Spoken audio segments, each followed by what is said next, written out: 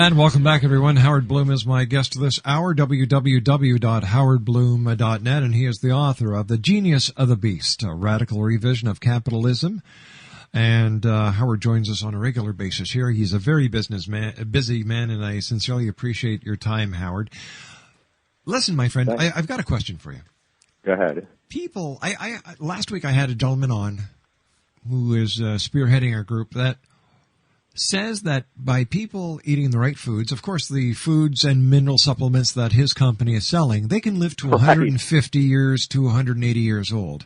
If this would be possible, I have my doubts, but if it is possible, can this planet sustain people living double or triple the lifespan now, as well as new people being born on this planet?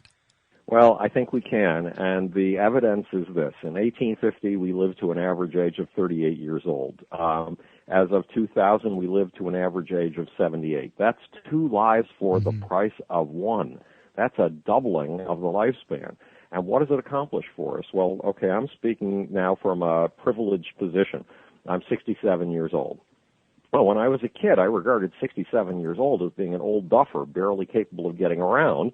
And the fact is, I did 122 push-ups a couple of days ago, all in a row.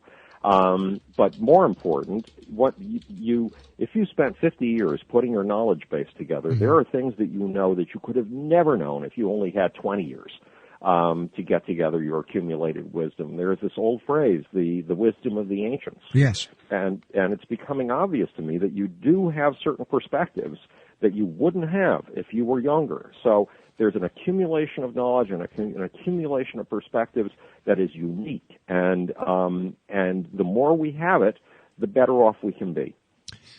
All right, but what about the cost of medical expenses? What about, that's a huge problem. It is. And we have not really figured out how to tackle that yet. One way to tackle it is going to be through the computerization of medicine. I know that when I go to my doctor's, he takes out a sheaf, since I've been with him for 20 years, he takes out a sheaf of yellow paper with his handwritten notes that's 1.5 inches to 2 inches thick. Then there's no way he can even look at it. If all of that material were computerized, and if it could be made instantly available to the hospital, if he sends me to the hospital, and to any nurse who's on the station, and if there can be artificial intelligence helping pick out the relevant facts, so that it's not just more paper than anybody could possibly go through or more data than anybody could possibly go through, that alone would decrease the cost of medicine and would increase the efficiency of medicine. I think we're dealing with a medical system that's left over from the Middle Ages. It's a guild system, and we need to take it into the 21st and 22nd century. Howard, as always, time goes by so fast when you're with us. I look forward to the next time you join us here in the X Zone. Until then, my good friend, thank you for all the great work you do. Congratulations on your super book, The Genius of the Beast. And I look forward to speaking to you very shortly. Rob, thanks. I love it. Take care, buddy. www.howardbloom.net. Well, that's it for tonight, everyone. I'll be back tomorrow. So until then, always keep your eyes to the sky and your heart in the light. Good night now. So finish your whiskey or beer.